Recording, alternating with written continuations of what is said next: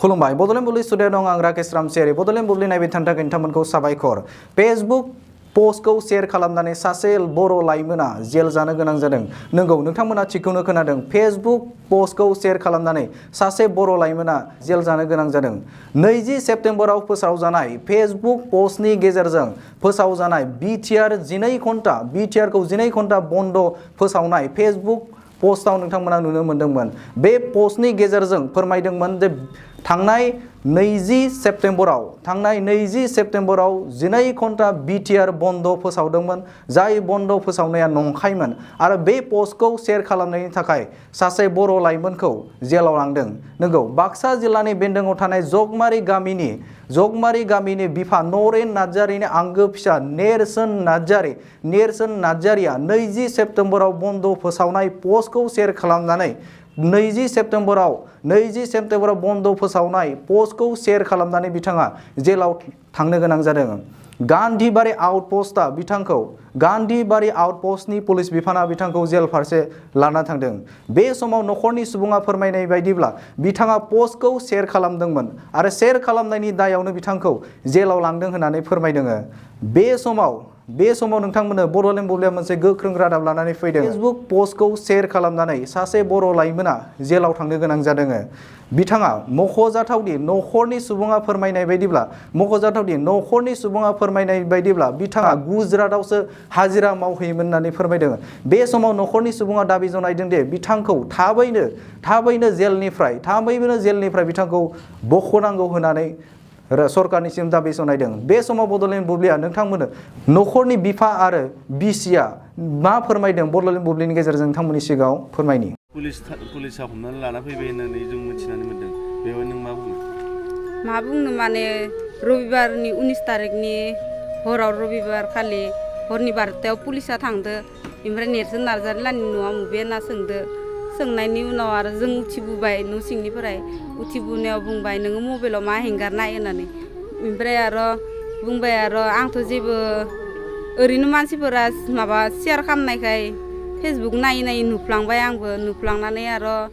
इदिनो शेयार खालामफ्लांबाय होनना बुंदो आरो बुंनानै गान्धीबारि पुलिसफोरा बुंबाय ओंखार नोङो गान्धीबारिनि थानायाव थांनांगोन होनना बुंबाय ओमफ्राय जोंबो सोंबाय मानि थाखाय मा दायनि थाखाय होननानै फेसबुकाव इदि हेंगारदोनो होननानै शेयार खालामदोनो इयो होननानै ओमफ्राय बिदिनो ओंखार होनबाय ओमफ्राय जोंहा हौवायाबो आरो ओंखारना बुंबाय आरो दानो दोनफैफिनगोन जोङो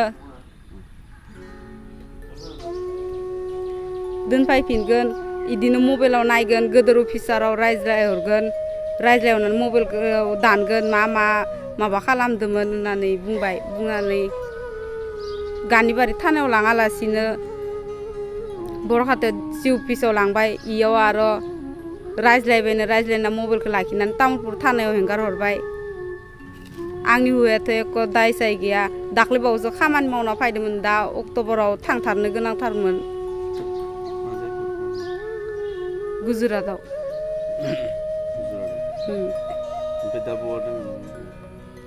मियाथ' तामुलपुरनिफ्राय माबायाव मुसलपुराव लांगोन होनदोंमोन मुसलपुराव लाङालासिनो क'क्राझाराव लांबाय होननाय खोनादो आंनि हौवाया जेबो दाय गैया आसाम सरकार बिटिसि सरकार पुलिस दाय गैया मा गैया हमना लांदो हेंगारनांगो तामुलपुर पुलिस थानायाव हमना लाना फैदोंनो मा दायनि थाखाय हमना लादों इखौ एसे फोरमाय दा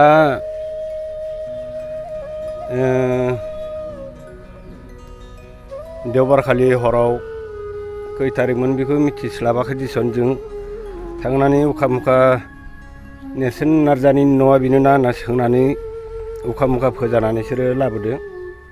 लाबोनानै आरो गान्धीबारिहालागै लांनानै एगार हरफिनगोन ओरै होनना बुंदोंमोन ओमफ्राय डाइरेक्ट गान्धीबारियाव लाबोहलानो डाइरेक्ट तामुलपुराव ओइ बरखातायाव मा बुङो बेखौ एसडिएफआवनो मा बुङो बेयाव लानानै मा रायलायखो बिसोरो न' सिङाव रायलायनानै ओमफ्राय दिहुननानै लाबोफिननानै डाइरेक्ट तामुलपुराव माबायाव थानायाव दोनफैनानै ओमफ्राय आंखौ लानानै न'आव दोनहैफिनदो मा दायनि थाखाय हमदों होनदों दा मा दायनि माने आं एसेबो मिथिस्लाबा बे मबाइलाव माबा माबि एगारदोंनो फेसबुकआव दा बेयाव माबाफोर सेयारफोर खालामफ्रांगोन ना माखो आं बेखौ इसेबां मिथिस्लाबा आंबो बेंग्रा मानसि दा मा होननानै बुंगोन नोंथांनि फिसालाया सोरदोबा उग्रपन्थिजों लिंक दंमोन नामा दा आंनि फिसाला उग्रपन्थिजों लिंकबो गैया बे बाहेरायावसो थायोमोन बारा दिन जायाखै 4 माससो जाबाय जों फैनाया दा बे फेसबुकफ्राव मा नुखो मा माखो गरमनि माबा